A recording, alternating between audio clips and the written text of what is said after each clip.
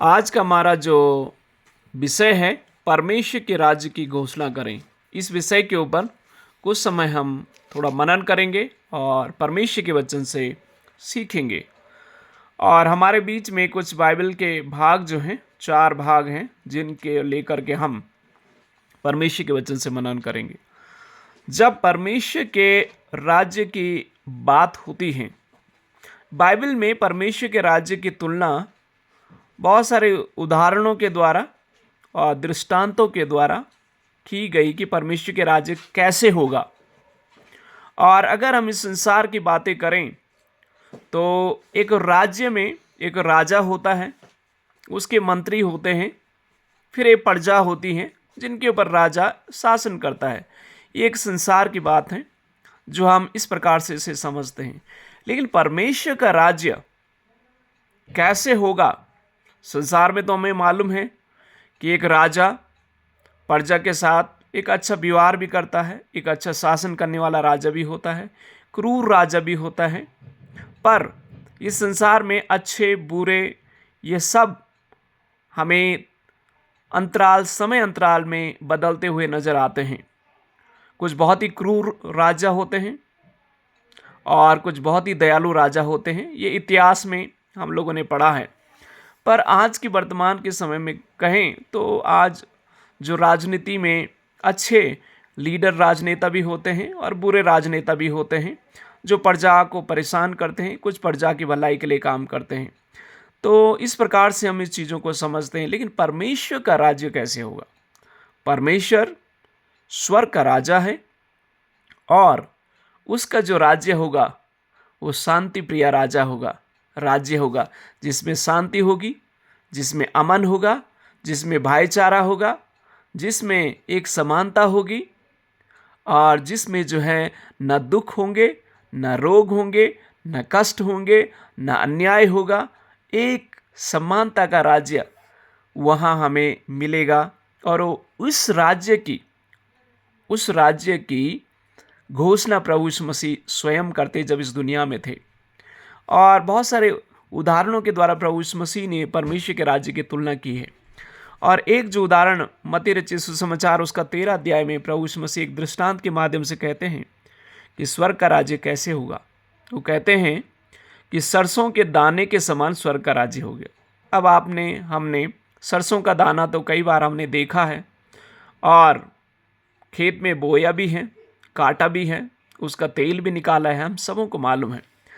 सरसों का दाना छोटा भले होता है लेकिन बहुत ही स्ट्रांग होता है, उसमें कोई भी गैप नहीं होता है अंदर, और बहुत ही मजबूत होता है, वो बहुत ही परिपक्व होता है। सरसों के दाने के समान जब परमेश्वर इसकी तुलना कर रहे हैं, इसका मतलब ये है परमेश्वर के राज्य में ज़्यादा लोगों का जाना नहीं होगा। कुछ चुनिंदे हुए लोग ही परमेश्वर के राज्य की वारिस होंगे। कम होंगे लेकिन स्ट्रांग होंगे, मजबूत होंगे। सरसों के दाने के अंदर आप गैप नहीं देखेंगे, बहुत ही सटीक होता है, बहुत ही मजबूत होता है और कोई गैप उसके अंदर आप नहीं देखेंगे, कोई छेद उसके अंदर नहीं देखेंगे, बहुत ही स्ट्रांग होता है।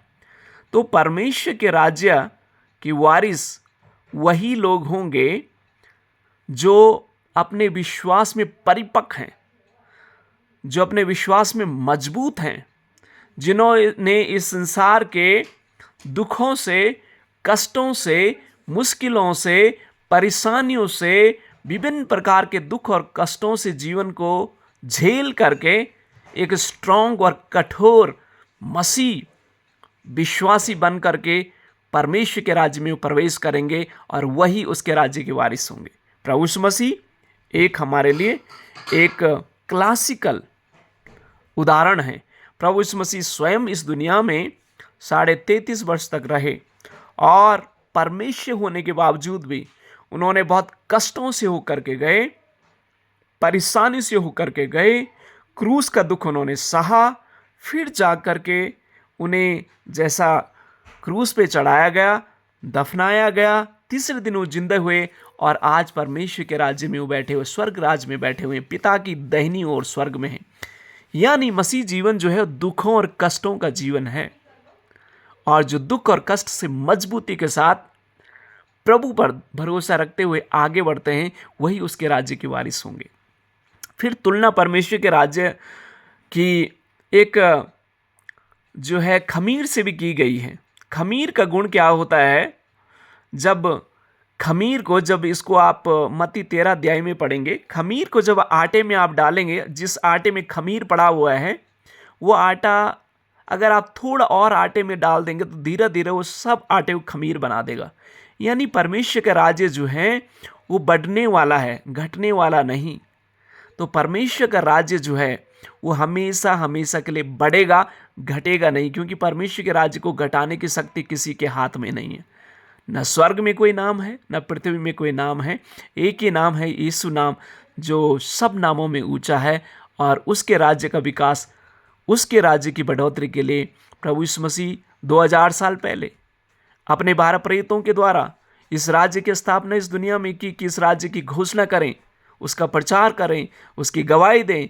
और 12 लोगों ने इसकी शुरुआत की और आज पूरी दुनिया में मसीहत जो है, अगर पॉपुलेशन में देखा जाए तो सबसे नंबर 1 है। तो कहना क्या चाहता हूँ, परमेश्वर का राज्य खमीर के समान है, जो धीरे धीरे धीरे धीरे धीरे बढ़ता है और उसे कोई रोक नहीं सकता है और न उसे ख़त्म कर सकता है। बहुत सारे नेहरू जैसा शासक जो है तीसरी शताब्दी में आया, 3rd सेंचुरी 4th सेंचुरी में एक नेहरू आया, जिसने मसीह के लोगों को एक दिया के समान जला करके बहुत ही घिनौनी एक सजा देते हुए लोगों को बहुत परेशान उसने किया, लेकिन खुद ही वो ख़त्म हो गया, मसीहत को मिटा नहीं पाया, प्रभु के लोगों को मिटा नहीं पाया। तो परमेश्वर के राज्य को कोई समाप्त नहीं कर सकता है, परमेश्वर के लोगों को कोई समाप्त नहीं कर सकता है। ये परमेश्वर के वचन से हमें सीखने को मिलता है। फिर परमेश्वर के राज्य की जो तुलना है एक बीज के साथ भी की गई है कि ये हमें मत्ती उसका 13 अध्याय 24 वचन में मिलता है कि एक बीज बोने वाला खेत में गया, उसने अच्छा बीज बोया, लेकिन बाद में पता चलता है कि उस खेत में भी एक जंगली बीज भी है जो शैतान या शत्रु ने बो दिया। तो वहाँ पर प्रभु यीशु मसीह एक उदाहरण के द्वारा समझाते हैं और कहते हैं कि वहाँ का जो खेत के कुछ कर्मचारी होते हैं या सेवक होते, कहते हैं कि क्या हम जो जंगली बीज हैं उनको अभी निकाल दें? लेकिन मालिक कहता है, स्वामी कहता है, नहीं, अंत तक रहने दो, ताकि अंत के समय में वो जंगली बीज हैं उनको हम काट करके आग में डाल देंगे, जो अच्छे बीज हैं उनको रहने देंगे। यानी इस संसार में बुरे लोग भी हैं और उनका अंत परमेश्वर के प्रभु यीशु मसीह जब इस संसार में आएंगे उन बुरे लोगों का अंत करेगा और जो भले लोग हैं उनको अपने राज्य में परमेश्वर लेके जाएगा। तो इस संसार में जिसमें आप और मैं रहते हैं, ये संसार पाप से, गुनाहों से, अहंकार से, व्यभिचार से, लड़ाई झगड़े से, द्वेष से, ईर्ष्या से, विभिन्न प्रकारों से भरा हुआ ये संसार है। और इस संसार में आप और मैं रहते हैं, हम उस खमीर के समान धीरे धीरे धीरे धीरे परमेश्वर के राज्य को बढ़ाएं, उस सरसों के दाने के समान छोटे वाले हो जाएं, लेकिन स्ट्रांग बने, मजबूत बने। और मजबूत कैसे बनेंगे? कष्टों से मजबूत बनेंगे, दुखों से मजबूत बनेंगे, परेशानियों से मजबूत बनेंगे, सताओं के द्वारा मजबूत बनेंगे। अपने लोग कई बार विरोध में हो जाएंगे और जिनकी आप भलाई करेंगे वही आपके खिलाफ हो जाएंगे। आप अच्छाई करेंगे और आपको बुराई ही मिलेगी, क्योंकि संसार ही ऐसा है। तो परमेश्वर के राज्य में सरसों के दाने के समान भले कम हो, छोटा हो, लेकिन मजबूती के साथ, दृढ़ता के साथ बने रहें और परमेश्वर हमें आशीष देगा। तो एक सारांश के रूप में इसको मैंने आपको बताया। जो पहली बात मैं आपको आज बताना चाहता हूँ वो है यशायाह उसका 54 अध्याय 1 वचन से 8 वचन तक। यहाँ पर पहली बात जो आप में सीखेंगे वो ये है, परमेश्वर के राज्य का विस्तार करने के लिए बुलाए गए। परमेश्वर ने आपको मुझे इसलिए बुलाया कि उसके राज्य को हम बढ़ाएं। और जब इस पूरे अध्याय को आप पढ़ेंगे तो यहाँ पर एक बांझ स्त्री का उदाहरण दिया गया है और एक बांझ स्त्री को इस प्रकार से कहा गया है कि तेरे बच्चे नहीं हैं। तो बांझ है यानी जिसका बच्चे नहीं होते उसे बांझ स्त्री कहा जाता है। आप समझ सकते हैं एक बांझ स्त्री के दुख को, उसकी दर्द को, उसकी वेदना को। लेकिन जिस पूरे भाग को पढ़ेंगे परमेश्वर कहता है कि तू जो बांझ है, तेरे बच्चे होंगे, और तेरे जो बच्चे होंगे वही अधिकार करेंगे नगरों में, नगरों को वही बसाएंगे, और उजड़े हुओं को वही सुधारेंगे, और तेरे बच्चे जो हैं पूरे यरूशलेम में जो है अधिकारी बनेंगे। तो ये जो है एक परमेश्वर इजराइलियों को इस प्रकार से समझा रहा है कि जब वो गुलामी में गए, जब वो मुश्किलों में गए, तो परमेश्वर क्या कह रहा है कि आपके जीवन में स्त्री के समान, बांझ स्त्री के समान आपके जीवन में आशीष नहीं थी, लेकिन परमेश्वर कहता है कि मैं तुम्हें जो है अपना जो टेंट है, अपना जो तंबू है, उसको चौड़ा कर लो, मैं तुम्हें आशीष देने जा रहा हूँ। हाँ, मैंने तुम्हें छोड़ा था, छोड़ने का एक कारण था, तुम्हारे पाप के कारण, तुम्हारे गुनाहों के कारण मैंने तुम्हें कुछ समय के लिए छोड़ा था, लेकिन परमेश्वर कहता है कि अब मैं तुम्हें फिर से छुड़ा लूँगा, और तुम्हें निराश होने की ज़रूरत नहीं, तुम्हें डरने की ज़रूरत नहीं, तुम्हें निराश होने की ज़रूरत नहीं। फिर से मैं आपके जीवन को एक बांझ स्त्री को आशीष में देने जा रहा हूँ। और कहता है उसके टेंट को जो है इनलार्ज करो, यानी उसे चौड़ा करो। इनलार्ज का मतलब होता है, उसे चौड़ा करने का मतलब है, परमेश्वर एक्चुअली कहने क्या जा रहा, आप अपने छोटे से उस टेंट में, उस छोटी सी जगह में, उस छोटी सी सोच से, उस छोटी सी धारणा से, उस छोटे से विचार धारणा से, उस छोटी से सोच से, उस छोटे से वातावरण से उसको आपको बढ़ना पड़ेगा। यानी टेंट को इनलार्ज करना है, टेंट को अगर बड़ा करना है तो उसे तोड़ना पड़ेगा, और अगर तोड़ना पड़ेगा तो इसमें मेहनत लगेगी, इसमें परिश्रम लगेगा। और आप और मैं भी आराम की ज़िंदगी हर एक इंसान जीना चाहता है, कोई कष्टों की ज़िंदगी नहीं जीना चाहता। हर एक को आराम की ज़िंदगी चाहिए, हर एक को एक सुकून की ज़िंदगी चाहिए। हर एक लोग जो है एक अपने छोटे से घोंसले में, छोटी से जगह में आराम की ज़िंदगी जीना चाहता। परेशानी कोई नहीं इस संसार में लेना चाहता। हर एक को सुख और शांति और आराम की आवश्यकता है। लोग ये चाहते हैं, मनुष्य का स्वभाव ये है।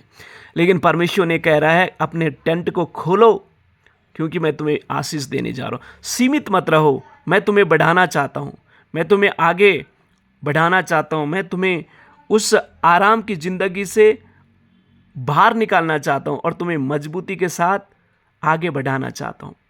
प्रियो, परमेश्वर के राज्य का विस्तार अगर करना है, उसके लिए अगर उसने हमें चुना है, तो आपको मुझे बड़े बड़े काम के लिए, बड़े बड़े कष्टों को भी सहने के लिए तैयार रहना पड़ेगा, और परमेश्वर के राज्य के लिए अपने आप को भी तैयार करना पड़ेगा।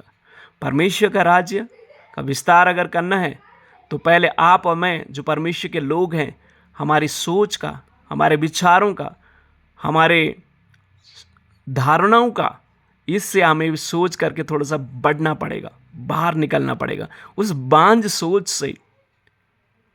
सोच से हमें बाहर निकलना पड़ेगा। और बांझ सोच कुछ भी हमारी हो सकती है, सीमित हमारी सोच हो सकती है। हम पुरानी बातों के ऊपर सोच सकते हैं, हम पुराने विचारों के ऊपर सोच सकते हैं। ये बांझ स्त्री यही सोचेगी मेरा बच्चा नहीं, क्या मेरा भविष्य होगा, मेरी जीवन कैसे आशीष पाएगा। लेकिन परमेश्वर क्या कह रहा है कि मैं जो है बांझ को ऐसे बच्चे दूंगा, इतने बच्चे दूंगा कि वही जो है उजड़े हुए नगरों पर वही राज्य करेंगे। यानी परमेश्वर जो है उन्हें एक आशा दे रहा है, एक आशा का संदेश उन्हें दे रहा है कि मैं तुम्हें आशीष देने वाला हूँ, और ये आशीष जो है ये बढ़ेगी, घटेगी नहीं। अपने टेंट को खोलो, बढ़ाओ, मैं तुम्हें और आगे बढ़ाना चाहता हूँ, तुम्हारे क्षेत्र को और बढ़ाना चाहता हूँ, तुम्हें और आशीष देना चाहता हूँ। तो प्रियो, परमेश्वर के राज्य का विस्तार करना है तो हमारी सोच का भी विस्तार करें, और अपने कार्य का भी विस्तार करें, और परमेश्वर से कहें प्रभु मुझे आपकी गवाही देने के लिए और आपके कार्य करने के लिए प्रभु अनुग्रह दे, ताकि मैं भी तेरी बड़ी बड़ी गवाहियों को लोगों को दे सकूं। इजरायली लोगों के जीवन में याद रखें, जितने वो कष्टों में गए उतनी मजबूती के द्वारा उनकी गवाही बनी, और उनकी गवाही से आज आप में पाठ सीखते हैं, और आज आप में जो है उनका उदाहरण देते हैं। यही हमारे जीवन के लिए गवाही का कारण हो जाती है। तो आज हमारे जीवन को भी परमेश्वर गवाही देना चाहता है, हमारे जीवन को आशीष देना चाहता है, हमारे द्वारा बहुत सारे लोगों को भी आशीष देना चाहता है। प्रेरितों के द्वारा बहुत ही कष्टों में का जीवन उन्हें झेलना पड़ा, मुश्किलों का जीवन झेलना पड़ा, लेकिन वो मजबूती के साथ बने रहे। इसीलिए आज आप तक, मुझ तक सुसमाचार पहुंचा है। वही है परमेश्वर के राज्य का विस्तार। तो आप मैं तैयार रहें प्रभु के राज्य के विस्तार के लिए, अपने जीवन के द्वारा, अपने कार्यों के द्वारा, अपनी सेवकाई के द्वारा। दूसरी बात जो हम भजन संहिता उसका 58 अध्याय से सीखते हैं, इसमें जो दूसरी बात हम सीख पाते हैं वो ये है, यहोवा राजा की स्तुति करें। और इस भजन को जो आप पूरा पढ़ेंगे तो भजनकार जो है परमेश्वर की स्तुति हमें क्यों करनी चाहिए, वो कहता है कि बीते समय परमेश्वर ने कैसे हमें बचाया है। यानी भजनकार अपने बीते हुए कल को याद कर रहा है कि हे प्रभु, बीते हुए कष्टों से आपने मुझे कैसे बचाया, बीते हुए मुश्किलों से आपने मुझे कैसे बताया। और उसके लिए वो कहता है, हे परमेश्वर, मैं तेरा धन्यवाद करता हूँ, मैं तेरी स्तुति करता हूँ, तेरा आराधना करता हूँ। प्रियो, परमेश्वर की स्तुति आराधना हमेशा करते रहें, हर परिस्थिति में करते रहें, हर बातों में करते रहें, क्योंकि भजनकार याद करते, प्रभु तू बीते हुए समय में कैसे तूने, जब चरवा था दाऊद, जब वो चरवा एक बालक था, प्रभु कैसे तूने मुझ जैसे बालक को उठाया और मुझ चरवाहे को आपने राजा बनाया। प्रियो, परमेश्वर ऐसे ही उठाता है, छोटों को उठा करके अपनी महिमा के लिए बहुत बड़ी आशीष देता है। तो हर बात में परमेश्वर का धन्यवाद करें। यही भजनकार हमें याद दिलाना चाहता है कि यहोवा परमेश्वर की स्तुति करें, परमेश्वर की स्तुति करें, दुख में भी स्तुति करें, मुश्किलों में भी स्तुति करें, हर बात में उसकी स्तुति करें। फिर भजनकार 4 वचन से लेकर 58 अध्याय उसका 4 वचन से 6 वचन तक भी कहता है कि हे परमेश्वर, सारी सृष्टि जो जिसको आपने बनाया है वो भी आपकी स्तुति करती है, उसमें आपका कंट्रोल है, आपका नियंत्रण उसमें है। वो कहता है इसलिए मैं तेरी स्तुति करता हूं प्रभु कि पूरी सृष्टि में भी आपका नियंत्रण है। फिर भजनकार कहता है कि हे परमेश्वर, ये जीव जंतु और तमाम प्रकार की जो पशु पक्षी हैं, सृष्टि हैं, पशु हैं, सृष्टि हैं, हर एक चीज़ जो है परमेश्वर, हे प्रभु आपकी स्तुति करती हैं, क्योंकि आपने उसे बनाया है। तो जब सृष्टि और परमेश्वर जो हमारा राजा है, जिसने हमें विभिन्न प्रकार की समस्याओं से बाहर निकाला है, क्यों ना उस परमेश्वर का धन्यवाद करें। चांद को देखिए, सूर्य को देखिए, तारों को देखिए, वो परमेश्वर के निश्चित समय अंतराल जो उनके लिए रखा उसमें चलते हैं, उसका पालन करते हैं और उसके द्वारा परमेश्वर की महिमा करते हैं। तो अपने जीवनों के द्वारा, अपने कार्यों के द्वारा परमेश्वर की महिमा और स्तुति करते रहें, हर परिस्थिति में, हर बात में। जैसे भजनकार कहता है कि प्रभु, हे हमारे राजा, आपकी मैं स्तुति करता हूँ हर बात में, हर समय में, कष्टों में भी, मुश्किलों में, परेशानियों में भी, हर बातों में परमेश्वर की स्तुति करते रहें। तो ये पाठ हम दाऊद के जीवन से सीख सकते हैं, यूसुफ के जीवन से सीख सकते हैं, पौलुस के जीवन से सीख सकते हैं, सिलास के जीवन से सीख सकते हैं। पौलुस और सिलास जब बंदी गृह में थे, परमेश्वर की आराधना कर रहे थे, और जैसे परमेश्वर की आराधना कर रहे थे, स्तुति कर रहे थे, उनकी जो चैन है वो खुल गई और वो आज़ाद हो गए। जब आप हमें परमेश्वर की आराधना स्तुति करते हैं, मुश्किलों में भी बंधन खुल जाते हैं, अद्भुत रीति से बंधन खुलते हैं। तो बात जो है, दूसरी बात आप हमें सीख सकते हैं, परमेश्वर की हमेशा स्तुति करें।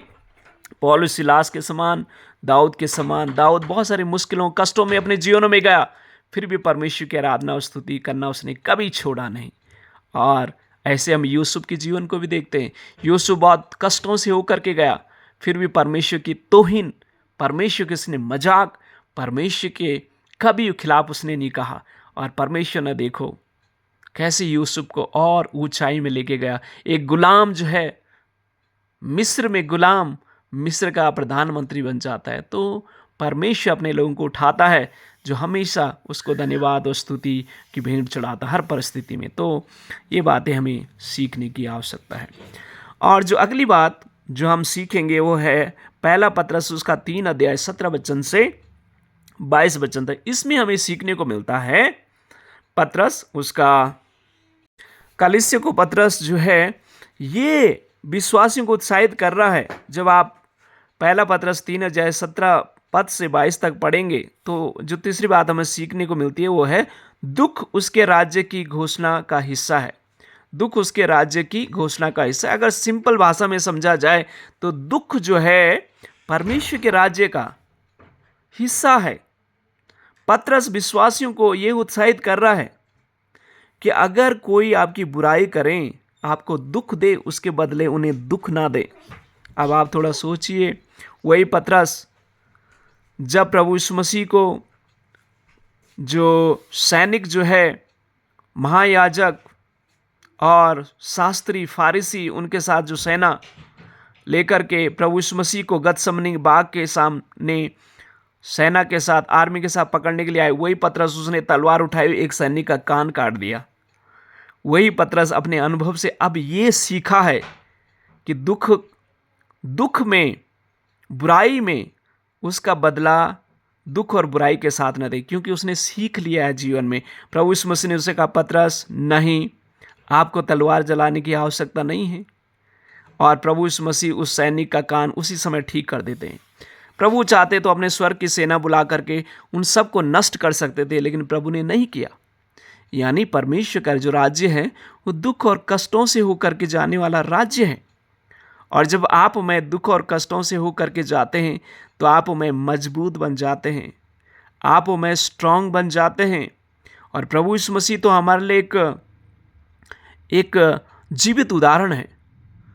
उन्होंने दुख को क्रूस के तले हमें से पराजित कर दिया, मौत को भी पराजित कर लिया। और परमेश्वर प्रभु यीशु मसीह जो है एक विजयी परमेश्वर हैं। तो आपको और मुझे नष्ट करने की क्षमता किसी में नहीं है, आपको मुझे हराने की क्षमता किसी में नहीं है, आप और मुझे नष्ट करने की क्षमता किसी के हाथ में नहीं है। लेकिन परमेश्वर एक पाठ हमें जो सिखाता है, जो आपको मुझे सीखने की चाहिए, वो ये है, बुराई के बदले बुराई ना करें। ये एक्चुअली बहुत ही कठोर सिद्धांत है जो आपको मुझे पालन करने की आवश्यकता। मनुष्य होने के नाते बहुत ही मुश्किल कई बार हो जाता है कि हम, अगर कोई हमारी बुराई करे या कोई हमें दुख दे, कोई हमें कष्ट दे, कोई हमें परेशानी भी दे, तो उसका हम प्रेम के साथ जवाब दें या हम सहते रहें उन दुखों को, उन कष्टों को सहते रहें और उन दुखों का और उन बुराइयों का हम जो है बदला खुद ना लें। और आई थिंक इसमें बहुत बड़ा लॉजिक है, बहुत बड़ा एक रहस्य भी है। जब आप और मैं अपने बुराई करने वालों को और जो हमें दुख देते हैं खुद बदला लेना चाहते हैं, तो एक्चुअली हम परमेश्वर को अवसर नहीं दे रहे हैं। जब हम शांत रहते हैं, परमेश्वर कहता है मैं तुम्हारे लिए लड़ूंगा। और फिर परमेश्वर जब लड़ता है तो उससे कोई नहीं जीत पाएगा। तो क्यों ना हम इस पाठ को सीखें। बहुत ही कठोर पाठ है। महात्मा गांधी जी ने भी इस बात को, इस सिद्धांत को अपने जीवन में लिया कि अहिंसा का एक सिद्धांत उन्होंने जीवन में लागू किया। वो सिद्धांत अगर आप और मैं भी अपने जीवन में लागू करेंगे, बुराई के बदला बुराई ना करें और दुख के बदला दुख ना दें, ये कठोर सिद्धांत है, लेकिन अगर पालन करेंगे तो बहुत बड़ी आशीष और रहस्य इसमें छिपा हुआ है।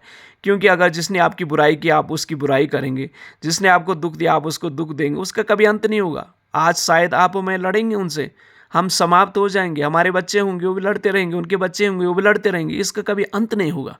लेकिन अगर सहेंगे, परमेश्वर उनके लिए लड़ेगा और सब चीज़ें जो है शांति में परमेश्वर बदल सकता है। तो ये पाठ कठोर हैं, लेकिन हम सीख सकते हैं। लास्ट अंतिम बात कह करके मैं समाप्त करूंगा। लूका रचित सुसमाचार उसका 9 अध्याय 51 पद से 62 पद तक हम पढ़ते हैं, तो इसमें सीखते हैं मसीह का अनुसरण करने की कीमत। मसीह के अनुसरण करने की कीमत।